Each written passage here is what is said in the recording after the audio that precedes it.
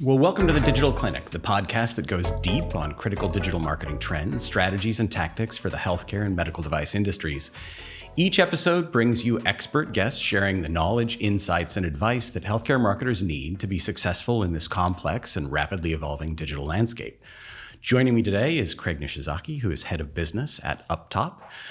UpTop is a user experience strategy, product design, and software development company that helps businesses expand their reach, seize market opportunities, and improve efficiencies by creating incredible digital experiences that meet user needs. Thanks for joining me. Thanks, Aaron. Thanks for having me. So tell me about UpTop. So UpTop is a user experience strategy, product design, and software development company based in Seattle. And we were founded back in 2000. Back then, it was a web and software engineering firm. And then in 2012, the CEO had an epiphany that great UX would be a key differentiator for business. So he went out looking for UX expertise and ended up acquiring the agency I was a part of in 2013. And we made that the tip of the spear for what we do in terms of creating great user experience by engineering the entire experience, not just designing the screens. That's great. And your title is Head of Business at UpTop, which is an interesting title. Yep. What does that entail? What's your role? It was Senior Director of Business Development for a long time. And in that role, my primary responsibility was account acquisition and account direction and working with our delivery teams, the researchers and designers, to make sure that we're delivering on the promise that we're making. And then probably about 2019, 2020, I started taking on more responsibility with leadership and strategy with the business. And so head of business kind of fits that role. I do pretty much everything except for finance and accounting. But when it comes to guiding the strategy of the business, myself and Michael Wu, who's our director of UX, are kind of the right and the left hands, the yin and the yang, if you will. Yeah, that's great. What kind of clients do you work with? So primarily, if we looked at size-wise, we're working with large enterprise and small to mid-size as two segments, but then across B2B, software and technology, retail, and distribution, as well as healthcare. Yeah. You, as we were chatting before our conversation now, you were describing a difference in engagement styles based upon whether a client is enterprise client or a small to mid market. Can you talk a little bit about that? Yeah, sure. So if you look at the large enterprise clients that we work with, primarily for them, we're working on UX strategy and research and design. They typically have their own development teams in-house. A lot of them already have their own UX team in-house. But what they come to us for are two things. It's primarily identifying friction at key moments in the customer journey and then helping them think about a strategy to remove that friction, ultimately to help them sell more, sell faster, or be more profitable. And so what that looks like is getting involved in buyer journey research or getting involved in web strategy, and then building out that strategy for them, handing it to them, and then whether their internal team takes it over or they have us do the execution of it, it's a standalone deliverable. Then for the small to mid-sized clients, more often than not, we're working on a product with them. It's end-to-end, so we're doing the UX design, the strategy, research, and design, and then the development. But what's interesting in a lot of those cases, they have a development team in-house, and so we're supplementing them with expertise that they may not have. So if it's front-end development using React or Angular or React Native, or mobile app development for Android and iOS, they have us come in, help them envision the experience and then realize it through the development process. So can you give a couple of examples of some of the more interesting projects that you've worked on? Interesting current projects would be, we've been working with Amazon for a number of years. Our big project we have going on with them is with their returns and re-commerce team across a number of different work streams. And it's really helping them to create a better return experience that reduces the number of customer contacts with their contact center or their customer care people. And that could be through phone, email, chat, et cetera. But reducing that to increase reduce the operating cost, as well as increase customer satisfaction. Because for them, obviously operating costs, lowering that increases profitability, but increasing the satisfaction and trust also increases profitability because they'll sell more products to those customers. So working on that's been really interesting because it's a complex problem to solve. They have a number of new methods of how you return, a number of new places that you can drop your product off, a number of new ways that a return can be transacted, whether it's picked up or delivered or dropped off, And it's very complicated internally in terms of their technology and the workflow. So having us work with them in partnership with their product managers has been really interesting and fun project. Outside of that, working with a couple of B2B software companies that have gone through, one of them's gone through an acquisition spree where they've picked up a number of new products to fill out their portfolio. And they've had to move from being a CPE or a software that's delivered on licenses to your servers to more of a SaaS model. So it's not just changing the persona that they're going after and the product that they're selling, but it's also how they're delivering. Right. And so thinking through that for them in terms of how their website works, how their pre-sale all the way through the buyer journey, and helping those new prospects understand the value of that product, how it fits into their portfolio, and how they could either try it or buy it, has been really interesting. And then I think another one that's been interesting along that B2B line is changes in the buyer journey. So, a number of B2B companies have experienced this, especially since COVID, where buyers now want to be able to choose their own journey, if you will. It's not a linear buyer journey anymore. And so having a website that forces them to contact sales to get a quote or to schedule a demo is really not what buyers want anymore. And so having the ability to help them, really look at the personas, look at the buyer journey, and then see where the gaps are in their current experience, and then help with those recommendations around what they should change in priority to then launch a new website or a new experience that helps those customers. A couple of questions occur. One is, so we also look at and complete user journey mapping or buyer journey mapping, but I assume we go about it in different ways. How do you go about user journey mapping? And then the second question is, how has that changed over the years? Yeah, that's a great question. So for us, it all starts with the personas or the user profiles, understanding who it is that is going to, whether it's buy the product, evaluate the product, use the product, et cetera, so that we can help get help that company get the most updated view of who those people, those personas are. From there, our team goes through and does research, whether it's qualitative or quantitative research with prospects, new buyers or new customers, as well as established customers. So you can understand the mental model from each perspective, right? So it could be a DevOps engineer, but you're looking at it as what are they looking for when they're evaluating products? What are they looking for when they're making a buying decision? What are they looking for when they're using the product, so that you can get that full holistic view? Then our team also does a UX review of the current experience to understand where the gaps are from end to end, so they can build out a journey map that then we take to the client in an alignment workshop, and we present the updated personas as well as the journey of the current state, so that we can get them all on the same page about where the gaps are when we do a gap analysis.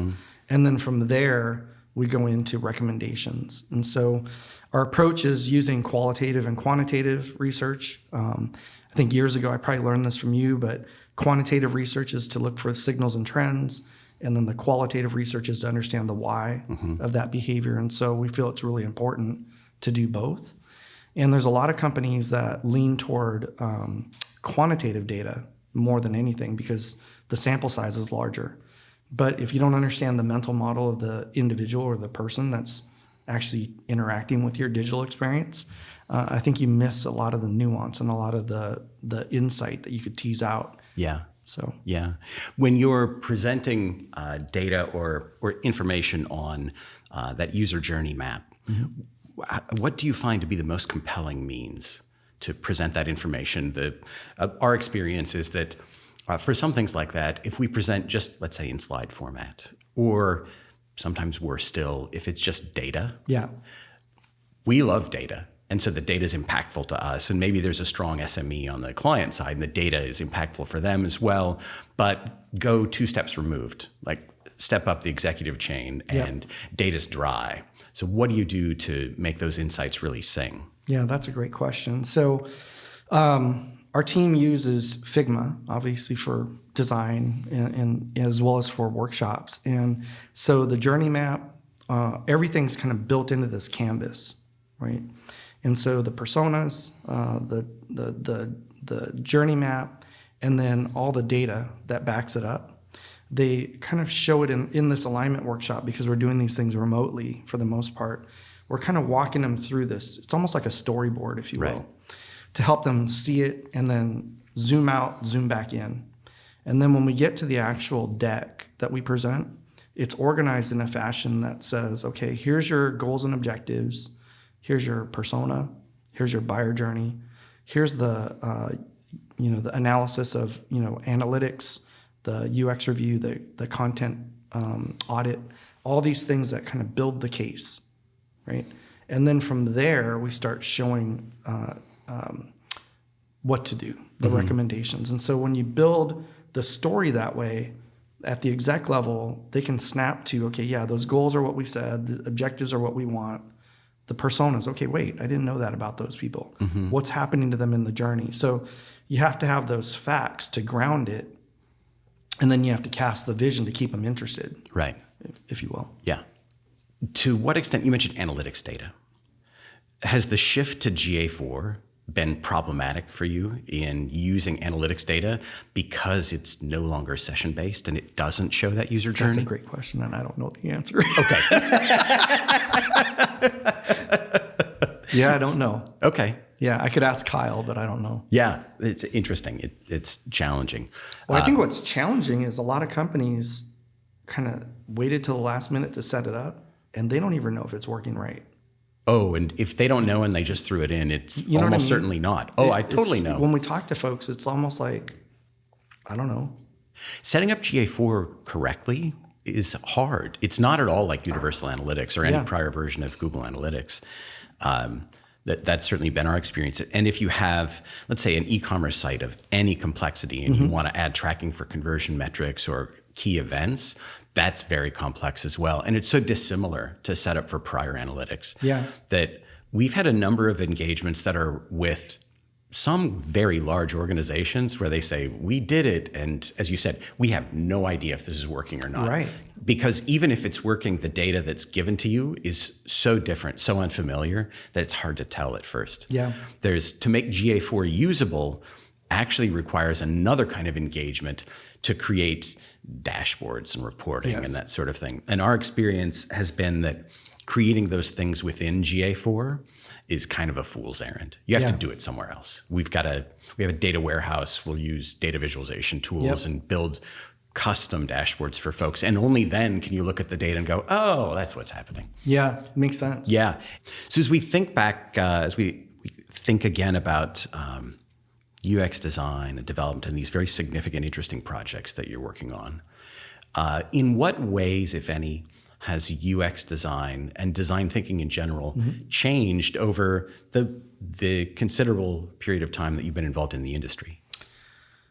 That is a really good question. So I got into the industry in 2009.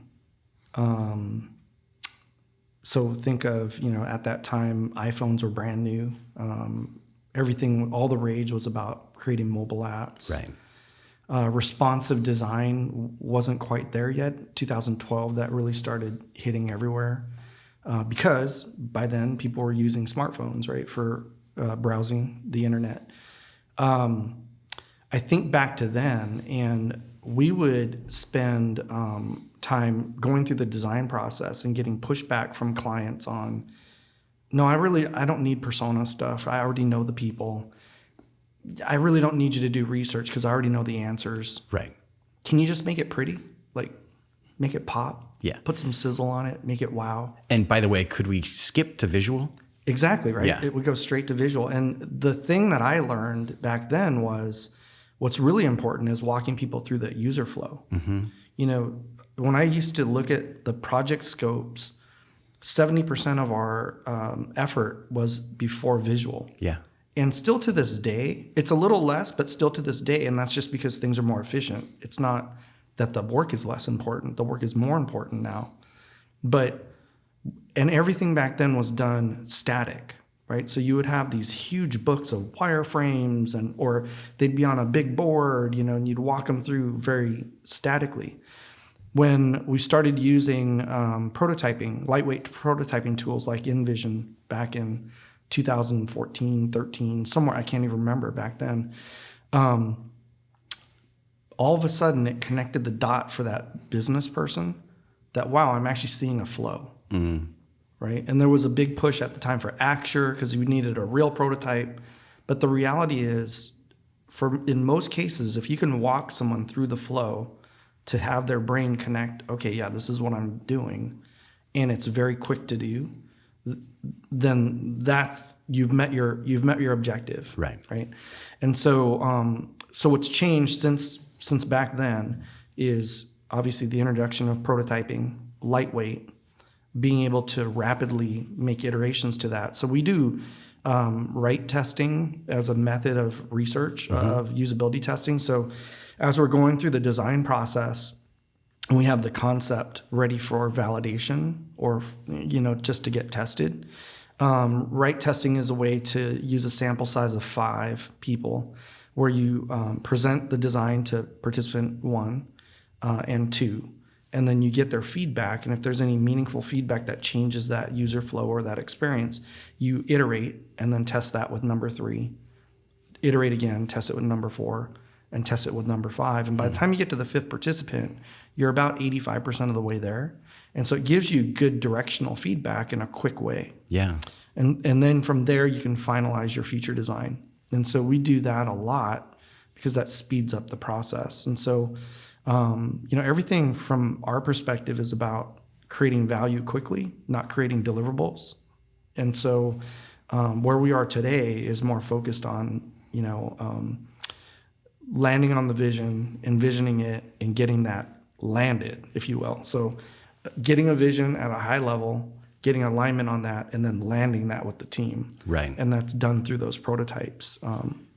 And so process. It sounds like the revised process, the more modern process, eliminates a lot of the tedium that used to exist. Yeah. Yeah, and I think the tooling is a lot different nowadays than it was. The design process itself with design thinking, it's really interesting. You know, you go out on Twitter or other places where people argue about things, and there's definitely a denomination of designers that don't believe in design thinking. There's a denomination that does. And, you know, whatever, everyone has their own thing. But what we found is design thinking opened the door to have conversations at the business level. Right. And so we have used design thinking and lean UX methods to frame a structured process. It's worked for us and it's worked for our clients, so we keep doing it. And so for those that don't believe in design thinking, that's totally fine too. So let's come back to design thinking. Yep. For those who aren't familiar, can you describe the concept of design thinking? Yeah. So design thinking is 2 things. It's a process and it's a mindset. And so the Stanford D School and IDEO made it popular or famous. It's an approach where you'll see an image of a double diamond oftentimes where you flare and focus. And so you're taking a team or a group or an organization through a process where you're gaining empathy for the end user, you're concept designing, you're testing and ideating, you're by prototyping, and then at the end state you're coming out with an output, right? And the process itself really if an outside team or even an internal UX team is coming into the process with, let's say, the business stakeholders, up front, the thing they have to do is rapidly get an understanding of the problem space and the environment, the current state. so that they can then start to look for where the potential opportunities are for improvement. From there, it's all about collaborating with the cross-functional team to really look at it from all these different angles, from the business, their objectives and goals, the brand of the product or the organization, the technical constraints, and getting those groups involved in that process of thinking big, and then how might we shrink it down. Right. And so it's a well-known process. In fact, the irony is once Gartner starts talking about it with all the enterprise companies, right, then all of a sudden they all start wanting to do it. And so that happened back in that 2015 timeframe. Right. And as it started getting more adopted, business leaders started wanting to lead those workshops and things like that, which is great. I think they can. But what we found is by bringing in the UX leader or the UX consultant to help with that, you really start to identify areas for improvement. Not just in the process, but really teasing out that next level of questions. Going deeper. Right. So I was talking with Mike the other day about how do you help someone think bigger about a problem, and he said they could see, let's say that on their checkout flow there's this drop-off point, and they'll say, okay, well, that's a problem.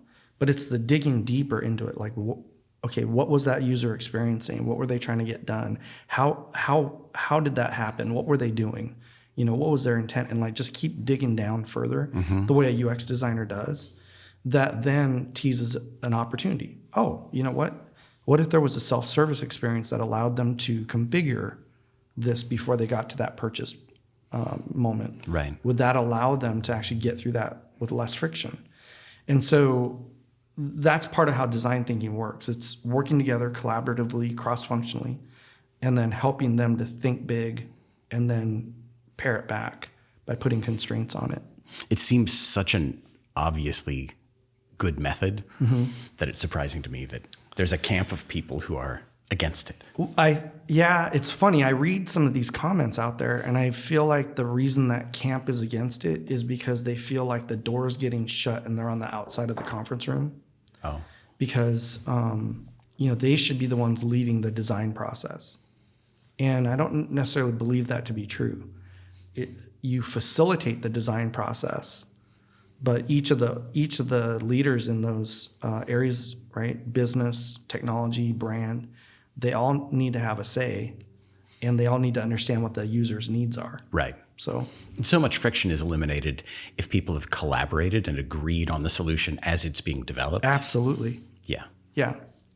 So we talked about the way that UX design and the process of completing UX design projects has changed over the years.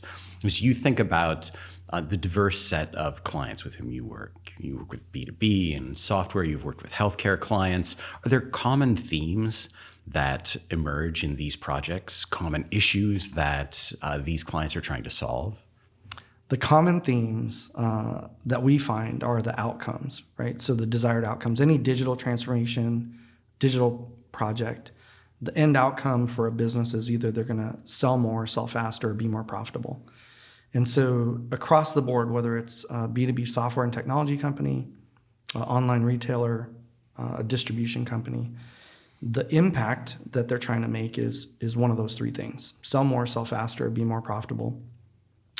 The challenge that they all face is each of us as consumers has expectations about what the experience should be based on our consumer experience.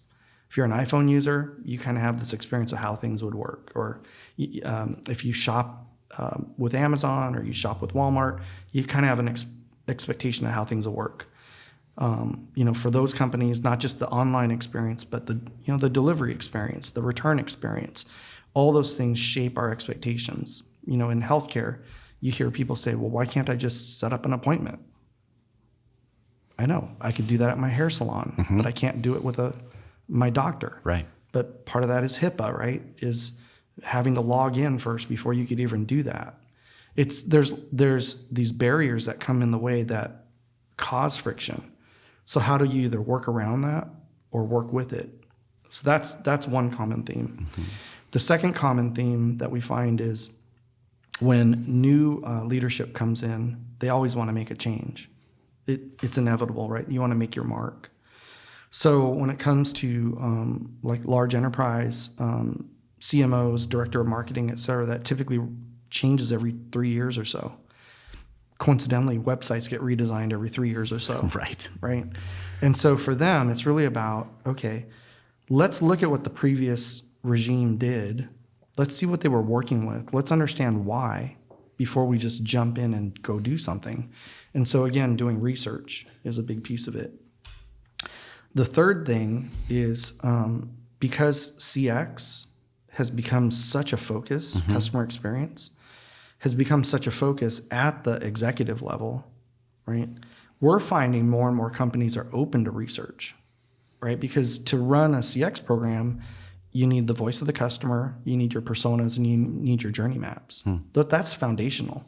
So they either already have some of this that needs to be updated, reviewed, updated, and refreshed, or they know they need it. And that's perfect for UX because we could come in and start working with that as a baseline to then make improvements. And the challenge, right, is when you look at an enterprise, let's say an enterprise software company, the product team's looking at the persona of the user of their product, oftentimes. Marketing's looking at who's going to be evaluating and buying it, right? CX is looking across the board at all the different touch points. But that work oftentimes is so siloed, it never cross-pollinates. Right. And so, again, this is where we believe UX could get involved to take all this disparate information and insights and coalesce it into an output that then says, hey, here's your blueprint, right? For product, here's what's important. For marketing, here's what's important. For CX, here's what's important. And here's where you all overlap. We find something similar, particularly with the largest clients with whom we work. There's a lot of silo busting. Yes. And often it's not overtly political. It's just circumstantial. It's a really big organization. There are people in 5 different places working on the same problem in slightly different ways, and they're unaware that that's happening. Yeah, I think they're unaware, but then also inadvertently, oftentimes incentives are misaligned. So I remember years ago, we were working with MSIT out at Microsoft, and they had a big push to educate all their engineering teams about agile development and design thinking. The agile development part obviously took off because it was helping them to deliver more in shorter increments and show the result of that output. The design thinking part, they all agreed was a great approach to improving the product or the employee experience or the tool experience. But after they went through their training, they didn't adopt it right away. And I was talking to the person leading that effort, and she said, I was banging my head against the wall. Like in these training sessions, they're all nodding. This is great. Why aren't they doing it? But then she realized that we're teaching them this stuff during the fiscal year. They've already made their commitment for Q1, half year, and the year. Sure. So now you teaching me a new thing is going to mess up my ability to get my bonus or meet my objective for my annual review. Yeah. So it's great. I'm just not going to do it. I'm a fan. Yeah. From the stands. And I think that happens a lot where the organization really needs to look from the top down about how incentives are put out, and are they aligned? If you're going to approach things in a different way. Yeah. So. Yeah. You mentioned HIPAA. So privacy regulations have been an increasing focus across all parts of the industry, most notably in healthcare, but it's really true across the board. With Google deprecating third-party cookies later this year, 13 states in the US developing their own privacy regulations. In what way does a concern over privacy, or I think complementary concerns over trust and trust signals, influence UX design? That's a great question. I feel like depending on the experience, right? So everyone desires a personalized experience.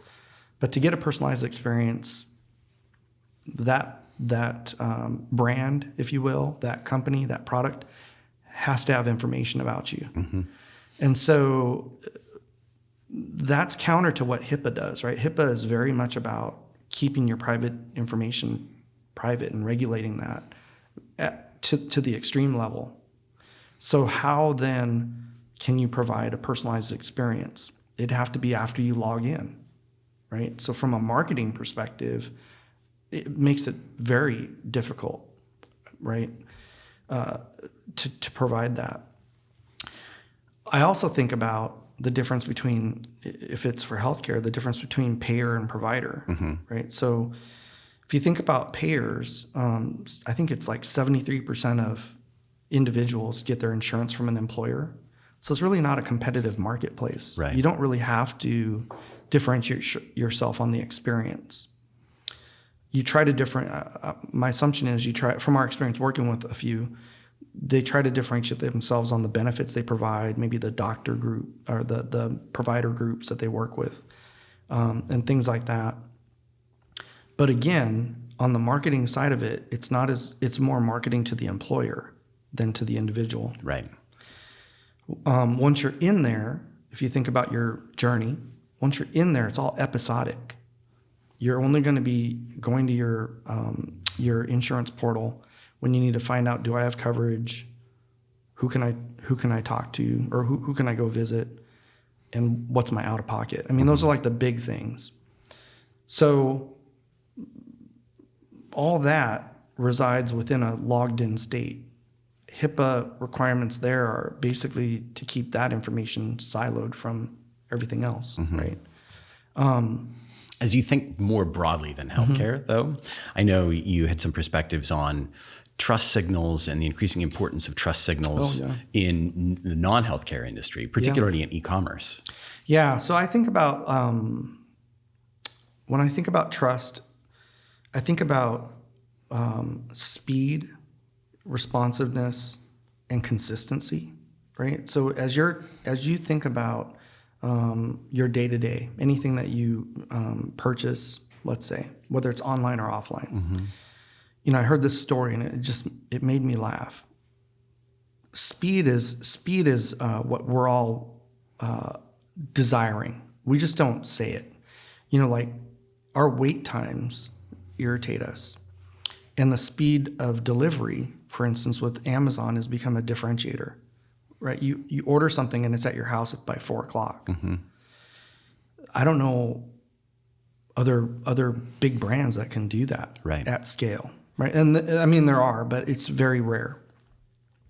But if you went to a restaurant and you ordered an enchilada and it showed up at your table in 60 seconds, you'd kind of question whether that was quality or not. Right. So there's this balance of what speed is, and that story made me laugh when I heard it about, what's too fast. Right.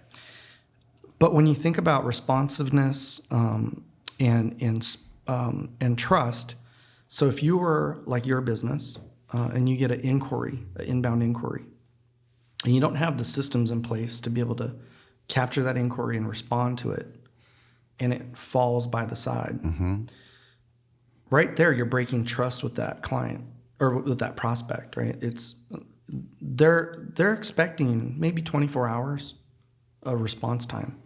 If you're able to respond sooner, wow, you gain some trust, mm-hmm. right?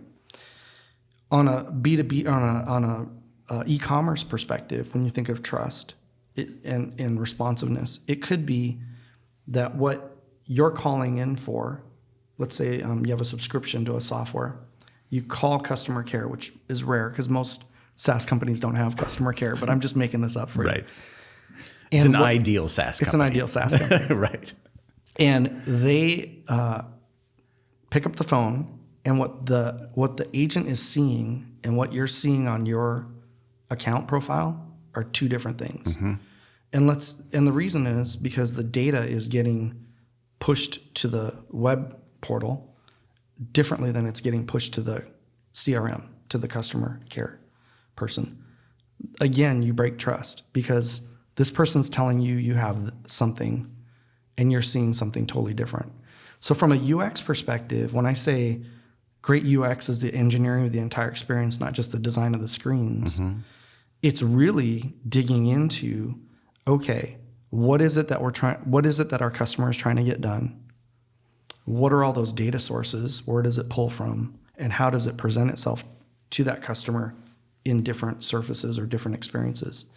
I don't know if that's kind of the question you're asking. Yeah, that's a great point. It's really important because we're so used to using different modes of communication or of interaction that you have to think through all of those and then really ask the technical team, how does this all connect? Yeah. Right?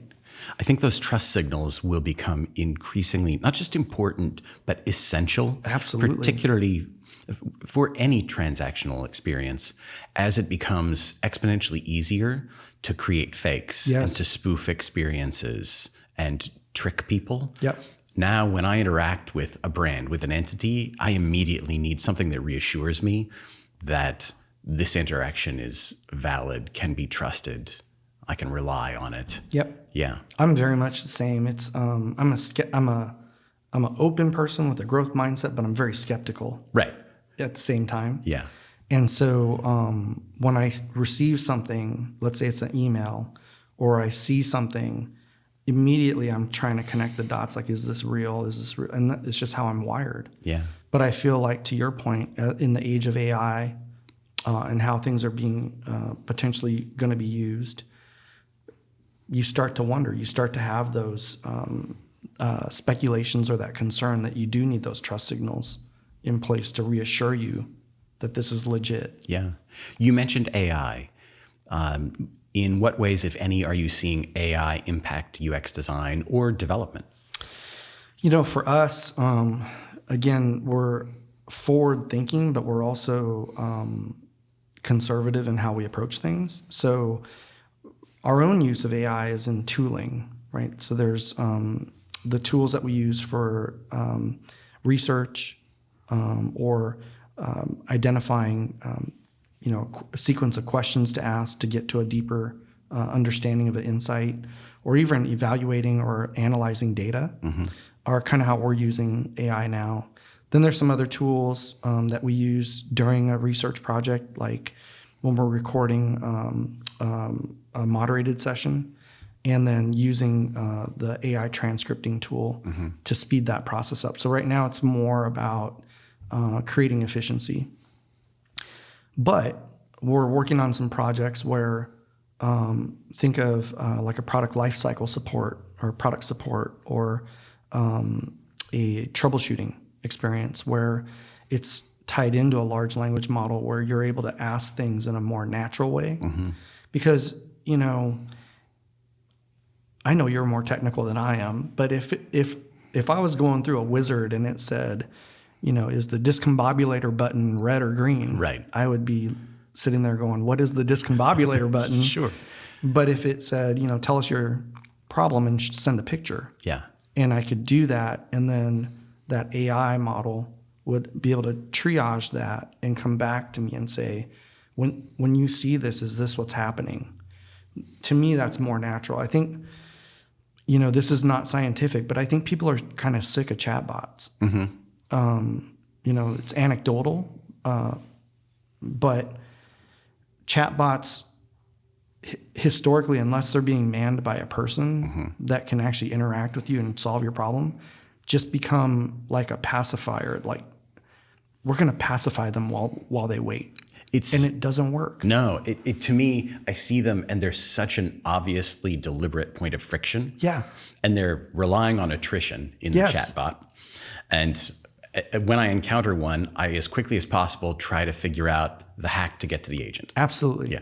Absolutely. Yeah. It's so funny. And yet a lot of companies in their roadmap, having a chatbot is a big thing. And so, it's more about being able to interact with natural language, something that's intuitive, that actually gets you closer to your goal. Yeah. And that right there is part of UX, I do wonder. So I have seen a couple of companies that have created industry-specific chatbots that run on local LLMs.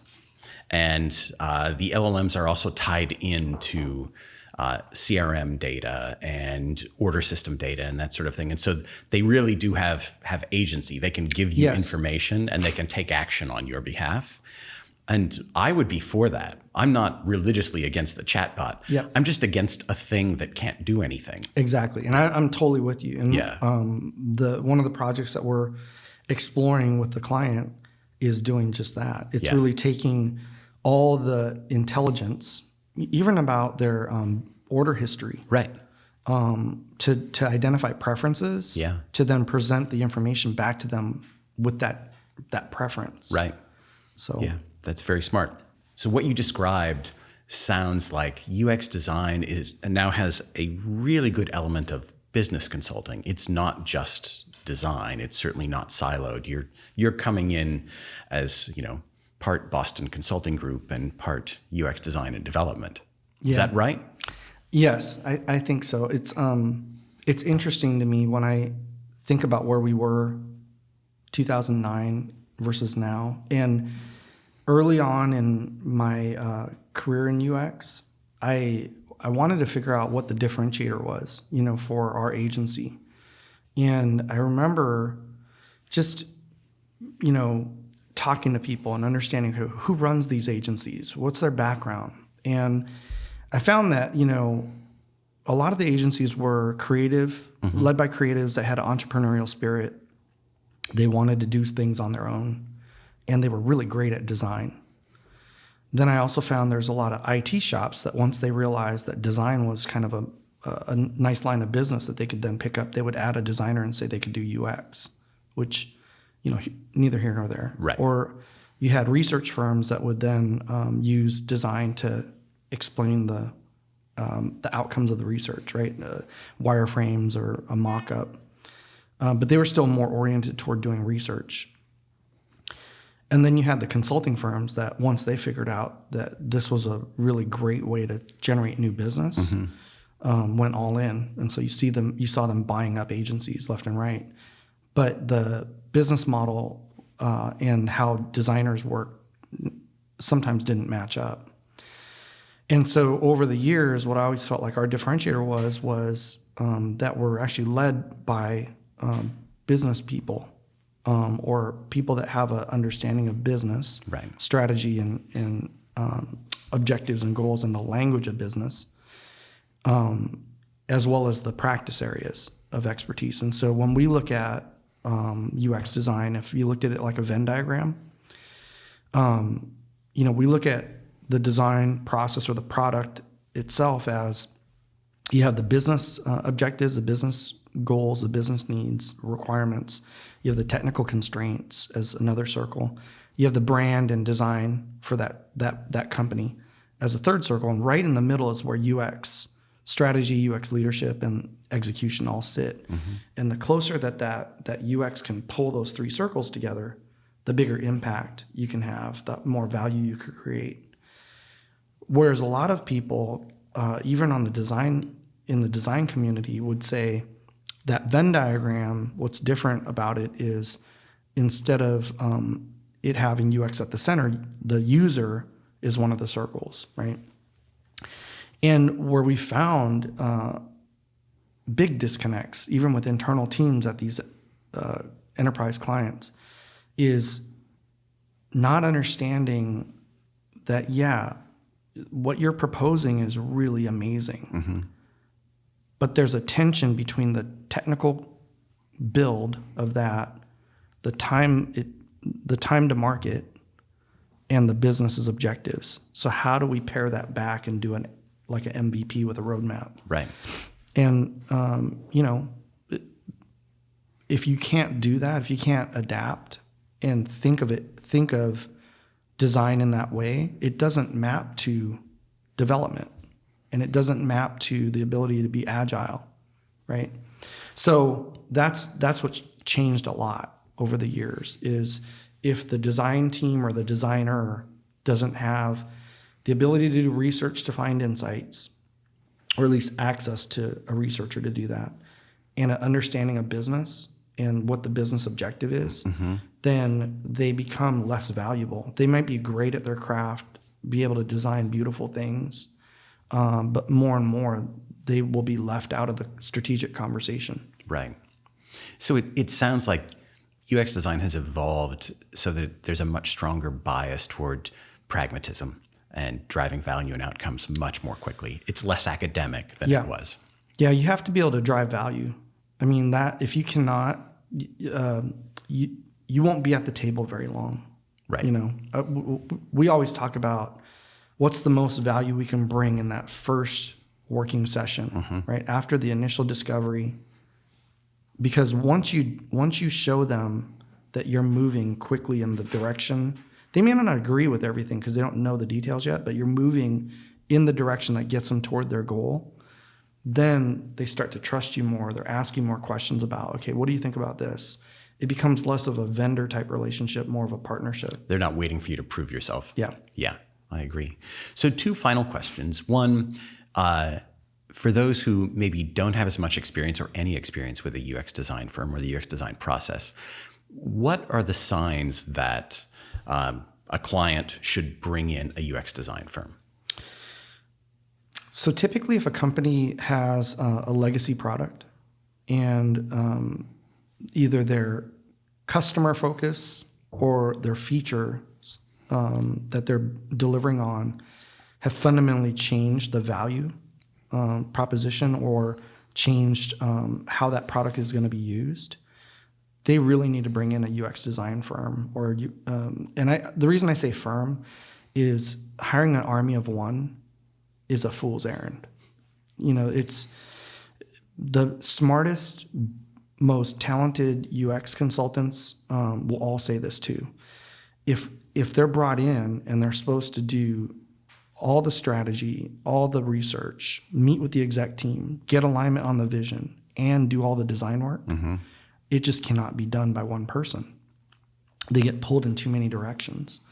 And so bringing in a team, the reason I say an outside team is you're typically going to get T-shaped experience. You're going to get outside perspective. You know, there's a saying that you can't read the label from inside the bottle, and it's true. If you bring in a outside team, they can start looking at things from a different perspective and asking questions like Columbo would from back in the day, asking questions that then cause dialogue and thinking around, okay, how might we solve this? Right.